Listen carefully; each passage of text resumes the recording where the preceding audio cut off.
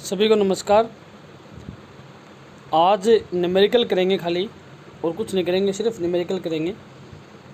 तो देखो न्यूमेरिकल में आपको किस तरीके से क्या स्टडी करनी है। एग्जाम्पल 9.5 का करते हैं कि 9.5 का जो एग्जाम्पल है वो क्या कहता है। देखो, पृथ्वी अपने अक्ष पर एक घूर्णन करने में 24 आवर लेती है। ये इसने आपको समय दिया है भाई, ये 24 घंटे लेती है एक चक्र पूर्ण करने में।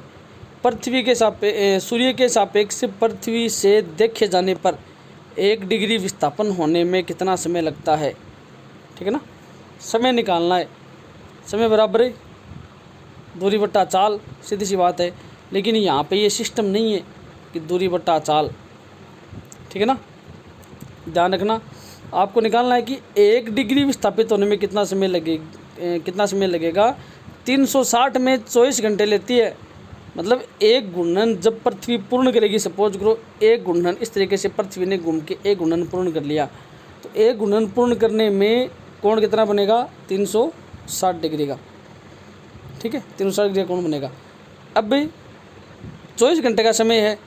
ठीक है, ध्यान से देखो, 360 डिग्री विस्थापित होने में लगा समय 24 आवर। 1 डिग्री में अपॉन 360, सीधी सी बात है। 24 में लगता है 360 डिग्री घूमने में समय लगेगा 24, तो एक में कितना लगेगा, 24/360। ठीक है, इसका डिवाइड करेंगे 4 मिनट आएगा, 4 मिनट या 240 सेकेंड। ठीक है ना, 4 मिनट या 240 सेकेंड। ठीक है, मिनट को सेकंड में आप कन्वर्ट कर सकते हो। ठीक है, तो ये एग्जाम्पल सभी बच्चे इसको लिख लेंगे, एग्जाम्पल 9.5 का। ठीक है ना, इसको मैं एक बार पॉज करके यहाँ छोड़ रहा हूँ, सभी बच्चे इस एग्जाम्पल को लिखेंगे। नोट्स के अंदर लिखना है, ये पैटर्न में आपके।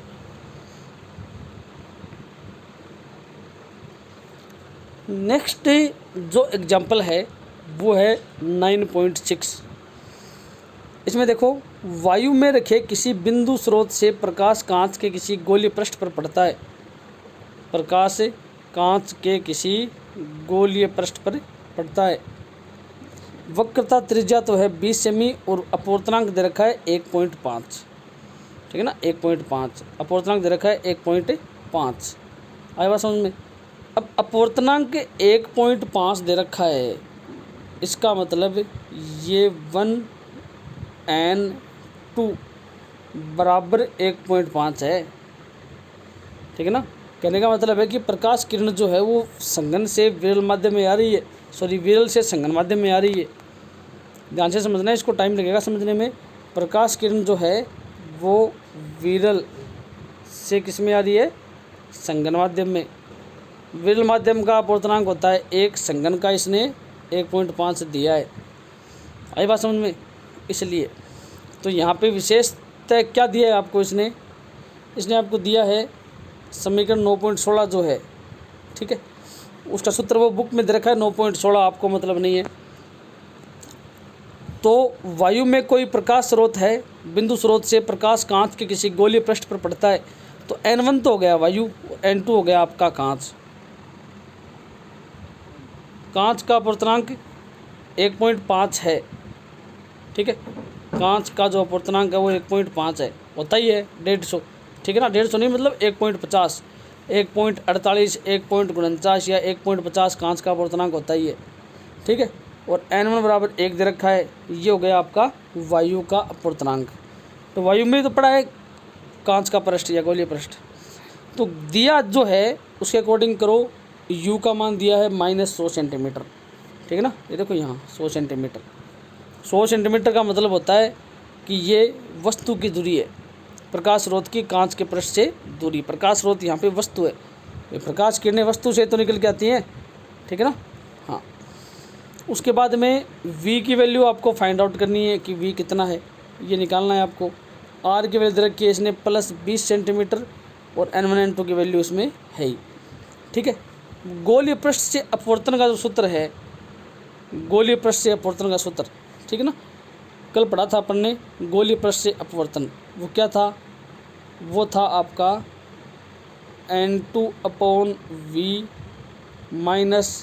- n1/u is equal to N2 minus N1 upon capital R।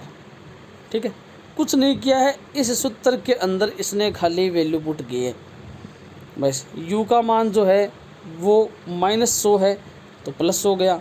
ठीक है, तो कुछ भी नहीं किया इसने, खाली इस सूत्र में वैल्यू पुट की है।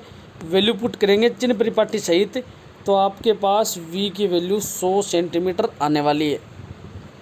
ठीक है ना, v की जो वैल्यू है वो आपके पास 100 सेंटीमीटर आएगी, प्लस में 100 सेंटीमीटर। इसका मतलब हुआ कि प्रतिबिंब जो है वो 100 सेंटीमीटर दूर बनेगा। ठीक है ना, जो प्रतिबिंब बनेगा वो 100 सेंटीमीटर दूर बनेगा, प्लस में 100 सेंटीमीटर। वस्तु की ओर नहीं बनेगा, आगे की ओर बनेगा, वो 100 सेंटीमीटर दूर बनेगा। आई बात समझ में? तो ये एग्जाम्पल सभी लिखें। बुक के तरीके से एग्जाम्पल मत लिखना, अपने अकॉर्डिंग लिखना, सोल्व करके। तो समस्या हो तो मुझे जो चैट का ऑप्शन है उसमें आप सभी उसका जो प्रॉब्लम है वो बता सकते हो। पहले 9.6 का एग्जाम्पल लिखो, उसके बाद में इसको सोल्व करना है आपको। सोल्व करने का मतलब कि जो सूत्र मैंने बताया N2 upon V minus N1 upon U is equal to N2 minus N1 upon R। R की वैल्यू 20 है, N1 की वैल्यू है आपके पास 1, N2 की वैल्यू 1.5। ठीक है, तो वीडियो को पॉज कर लेना या फिर इसको सीधा डायरेक्ट लिख लेना।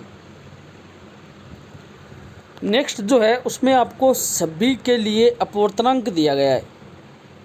जैसे ये जो पॉइंट्स मैं यहाँ पे लिख रहा हूँ आपका, ये क्रांतिक कोण और अपवर्तनांक है सभी की। तो ये सारणी आपको बनानी है। जैसे जल का अपवर्तनांक 1.33 होता है, इसको 1.3 भी लिखते हैं। क्राउन कांच का अपवर्तनांक 1.52 होता है, तो इसको 1.50 या 1.5 भी लिख सकते हैं। इसके लिए क्रांतिक कोण का मान 41.14 डिग्री होता है, 41.14 डिग्री या 41 डिग्री 14 सेकंड होता है। उसके बाद में संघन फ्लिंट कांच है, ठीक है ना, इसके लिए होता है 1.62। संघन फ्लिंट कांच के लिए होता है 1.62। 37.31 इसका क्रिटिकल एंगल या क्रांतिक कोण हो गया। और आपका डायमंड जो है हीरा, ठीक है ना, हीरा कि मुझे हीरो का हार करवा दे रसिया, ठीक है ना, वो हीरा, ये डायमंड उसको बोलते हैं। हाँ, अपवर्तनांक जो है वो है होता है इसका 2.42, ये सर्वाधिक है, हायर है। ठीक है ना, सबसे ज़्यादा अपवर्तनांक हीरे का ही होता है और सबसे कम होता है आपका हवा का।